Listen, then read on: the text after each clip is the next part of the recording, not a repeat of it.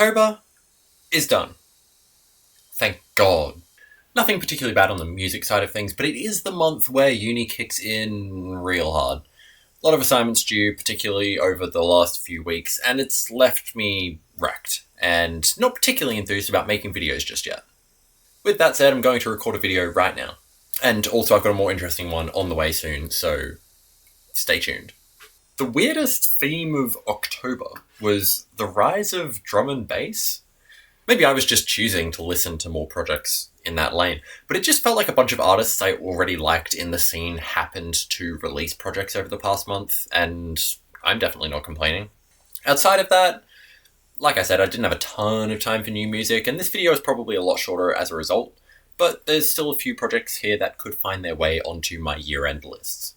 As always, before we talk about the album of the year contenders, let's talk about some individual tracks that caught my attention. Hey, I know Coldplay are a fucking joke at the moment, but I honestly didn't mind this new album. Good vibes. Check out Jupiter and Rainbow Emoji. Coldplay, please start titling your songs properly. How am I meant to search for it? I like the Brat remix album even less than the OG. Sympathy is a Knife, what did they do to you? At least the 365 and Girl So Confusing remixes are outstanding. I still don't get Glaive, man. I don't get it. His new album is just as annoying as everything else he's put out. The opener For God and Country is at least pretty good. I like the new Gene Dawson a lot more than his last record. That is not saying much. Check out Houston and Pain for some synth pop greatness, though.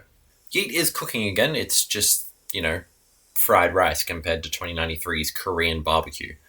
But bangers like Orchestrate and So What kind of make up for that.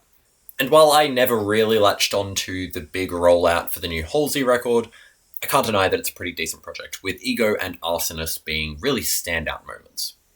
Some of these projects are okay, but they really do pale in comparison to some of the other stuff released through October. Starting with...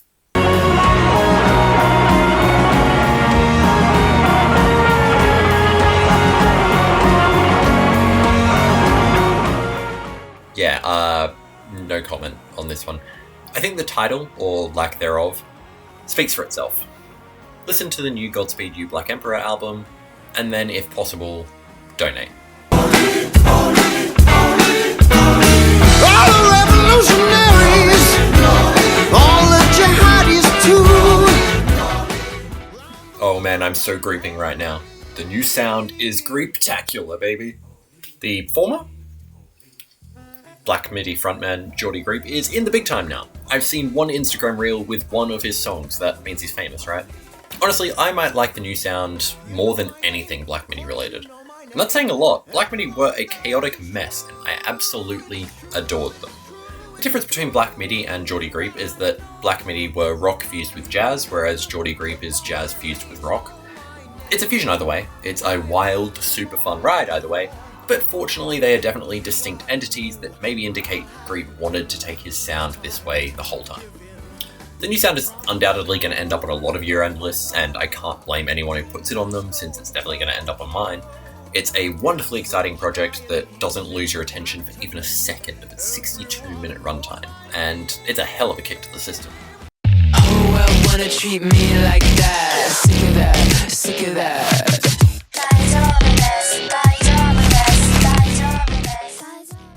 Of all the crossovers, Frost Children are just weird like that though. They've switched from hyperpop to indie rock from one project to the next. They've worked with Dorian Electra, Jane Remover, Sebi, and Danny Brown this year alone. And they're capping off those collaborations with possibly the best of the lot, Harry Nemery, the J-rock phenomenon who really makes these tracks what they are. And honestly, I don't know if Danny Brown, Dorian Electra, or Jane Remover could have sustained a Frost Children EP in the way that Harry Nemery does.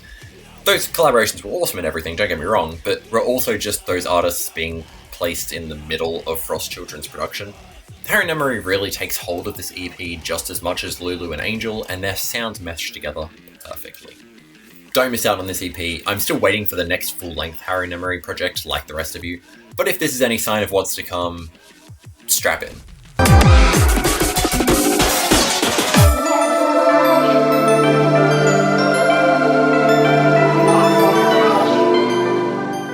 Like I said earlier, not entirely sure what it was, but drum and bass really popped off this month. maybe I'm just biased. By 2 has returned from last year's 2-hour harsh noise shitpost, and returned to what they're best known for, hardcore breaks that will kick your ass. While it's definitely not reinventing the wheel or anything, it's still a project that I got a lot of enjoyment out of since it reminds me of that other By 2 record I really liked, Teeth Restoration. That's about all there is to say though. I think this new By 2 album is really great and more people should check it out. It feels like even people who have heard their stuff in the past haven't thought to check this out, which is a shame since I think it's one of their best. Also, it's got a song called Bimani Lesbianism. What's not to love?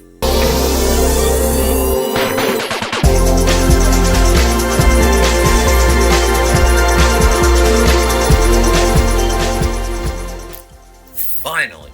I just haven't really fucked with Turquoise Death over the last 2 years.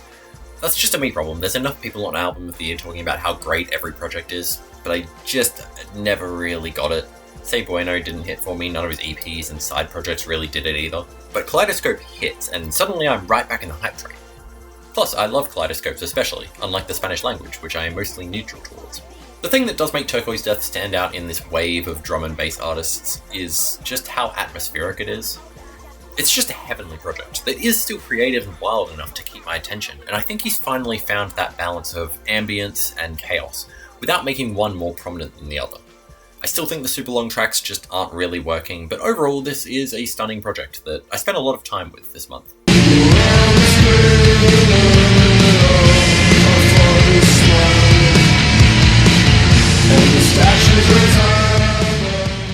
This might be the metal album of the year. And look man, I was a Chat Pile hater. I didn't get the hype of their debut record. I thought it really sacrificed interesting song structures for a dark and oppressive aesthetic that just didn't rock me. But their follow-up record, Cool World, just nails everything it throws at the wall, with a series of massively impactful stories lining the walls of the devastating production. Whether it's a super bleak look at the ongoing Palestinian genocide, a breakdown of toxic masculinity on Mask, or a criticism of capitalist structures on No Way Out, Chat Pile cooked endlessly with this one, and the result is one of the most hype albums of the year. Cool World is fantastic, and if you're a fan of any kind of noise rock, you really need to check this one out. Perfect themes for the month of Halloween, really.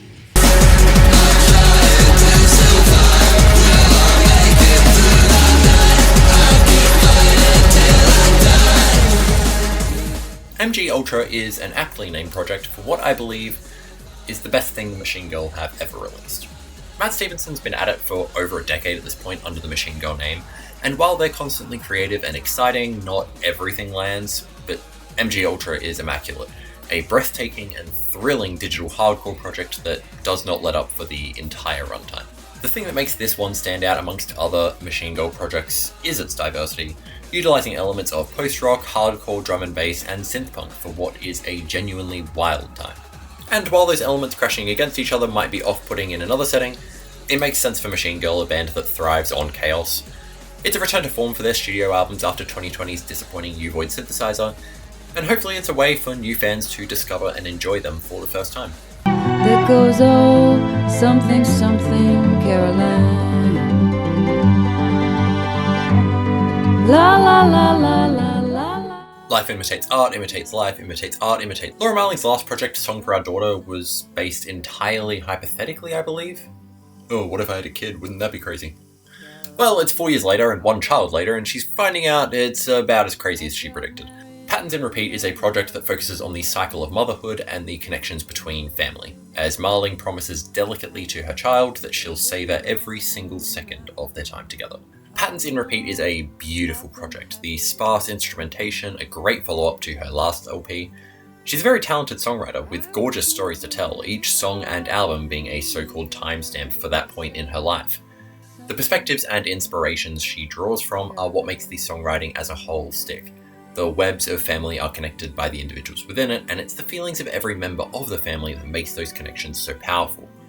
Patterns in Repeat is a must listen that really should have something for everyone. About the drink you left on the shelf, can't even get alone, time to think of killing yourself, let's talk about it. I hope you find yourself. Eyes feeling narrow. I hope you find yourself. See, this is how you do a green album. This is a green I can feel relaxed viewing.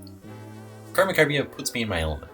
Look, I do genuinely believe that Tyler is on a generational run, As such, despite probably being his weakest outing since Cherry Bomb, CHROMAKOPIA is still awesome. It's Tyler's most personal project, being a nice companion piece to Call Me If You Get Lost, a project that used flexing to cover up his insecurities. CHROMAKOPIA is not really covering anything up, and it does a great job of illustrating Tyler's romantic relationships, his relationship with his mother, and his stresses about what he feels he should have accomplished with his life at his age. Don't get me wrong though, it's not all depressing shit, and bangers like Ratata and especially Sticky make for some of the project's best moments. People just refuse to admit that a song with Sexy Red on it is good, I swear to God.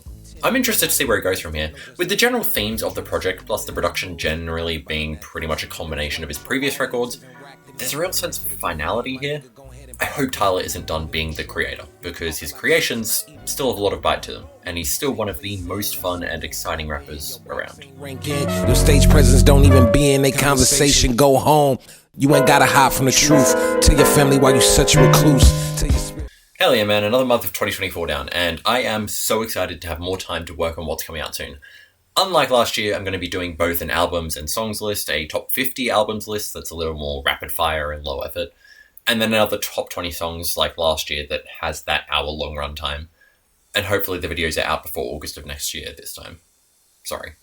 Outside of that, November has had a few amazing releases from The Cure and Mount Eerie already, so it looks like I'll have my work cut out for me pretty quick. I'm also working on a video detailing a particular show's soundtrack. I'm pretty happy with how it's looking so far, and I'm really looking forward to getting it finished. I'll see you when it comes out in a few weeks, but until then, have a good one.